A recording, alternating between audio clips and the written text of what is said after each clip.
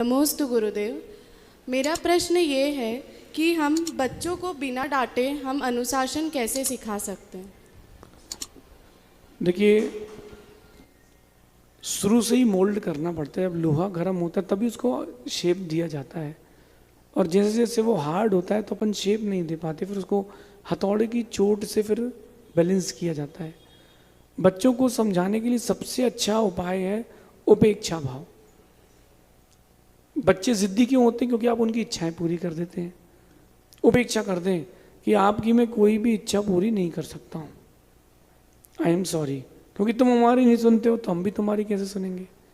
तो ये माँ को थोड़ा दिल कठोर रखना पड़ेगा और उपेक्षा भाव करना पड़ेगा। जैसे आप उसको कह रहे हो कि खाना खा लो, कह रहे कि हमें नहीं खाना, ठीक है, उसके हिस्से का खाना गाय को खिला दो। 1 घंटे बाद तो बोलेगा कि भूख लगी है, 2 घंटे बाद बोलेगा, अगले दिन बोलेगा, बोलना आप शाम को देंगे। उसको उस चीज़ की कीमत होने दो। आप इजीली चीज़ें अवेलेबल कर दोगे तो कीमत नहीं होगी। आज वो एक बॉल के लिए लड़ेगा, कल वो कोई अपने मर्जी से लड़की ले आएगा तो तुम क्या कर लोगे? तो आज से ही आपको ढालना पड़ेगा। और जो भी जिद करे एक भी पूरी नहीं करना। 1 दिन रोएगा, 2 दिन रोएगा, दीवार में अगर वो सिर मारता है तो आप प्रयास करें उसका साथ दें।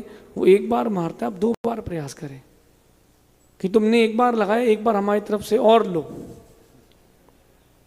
ये उसको लगना चाहिए कि माँ कठोर हो चुकी है, नहीं डरेगा नहीं तो कुछ नहीं कर पाएगा। आपको लग रहा है कि बिना गुस्सा करे कैसे समझाएंगे, तो क्रोध बुरा नहीं होता, कब कहाँ कितना करना है इसका ज्ञान होना जरूरी है।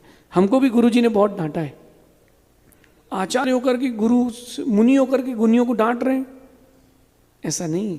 उनका अभिप्राय शिष्यों को संभालने का है, आपका अभिप्राय बच्चों को संभालने का है। बिल्कुल जिद पूरी ना करें। आप उससे 5 दिन बाद ना करो, फोन मत दो, देखो क्या होता है। दुनिया की सारी चीजें एक तरफ और 10 दिन उसको माँ नहीं मिले तो कैसी तड़पन होती है ना। तो थोड़ा सा करें। मैं आपको इन शॉर्ट एक छोटी सी कहानी सुनाता हूँ। एक साइकोलॉजिस्ट के पास उसके एक बच्चे के पेरेंट्स गए कि हम लोग मल्टी मिलियनर हैं, लेकिन हमारा बच्चा ऐसा जिद्दी है कि अगर उसको गुब्बारा चाहिए तो हम लोग छोटी दुकान नहीं लेते, तो बीच रोड में रोने लगता है। तो बोले उसके नाना ने प्रयास किया। तो पूछे क्या प्रयास किया? बोले जैसे ही वो ज़मीन में बैठ के रोने लगता है उसके नाना भी वैसे ही करने लगे, तो आधा तो वो सुधर गया। फिर बोले अब वो थोड़ा ज़िद्दी हो गया है, तो साइकोलॉजिस्ट ने उसके लिए एक बहुत बड़ी लिस्ट बना के दी, पूरी स्क्रिप्ट दी कि बाज़ार में जाएं, जैसे ही वो रोए और उसको छोड़ दें। बोले हम घर चले जाएंगे, यही आप बोलते हो, इस बार छोड़ देना और अकेला छोड़ के निकल जाना। 2 लोग पीछे से ऐसे छोड़ना जो उसको जानते ना हो, जिसको उन लोगों को वो बच्चा नहीं जानता हो। उन्होंने वैसे ही किया, वो रोने लगा। उसने आँख खोल के देखा, पहले गुब्बारे के लिए रो रहा था, अब वो कहता है मम्मी मम्मी। तो साथ वाले ने कहा मम्मी तो घर गई, वो जो 2 आदमी थे। तो कहता नहीं, मम्मी हमेशा कहती जाती नहीं है। और उसको 2 घंटे तक घुमाया पूरे बाजार में कि अब क्या करें भाई, तुम्हारा घर कहाँ है? बोले वहाँ है। तो चलो पैदल चलो। बोले अंकल गाड़ी करो। नहीं बेटा, हमारे पैसे ही नहीं है। उसको घसीटते घसाटते 5 किलोमीटर 4 किलोमीटर पैदल चलाया। तुम्हारा घर कहाँ है? सुबह से शाम तक उसको भूखा रखा। बोले अंकल कुछ खिला दो। बोले पैसे नहीं है हमारे पास बेटा, तुम्हें घर छोड़ सकते हैं बस।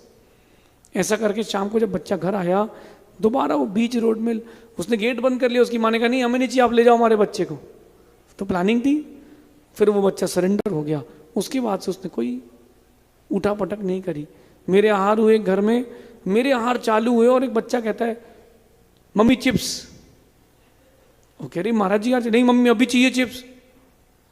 तो उसकी माँ ने एक कटोरी चिप्स दी, कमरे में बैठा दिया और आहार के बाद बेल्ट ले गई।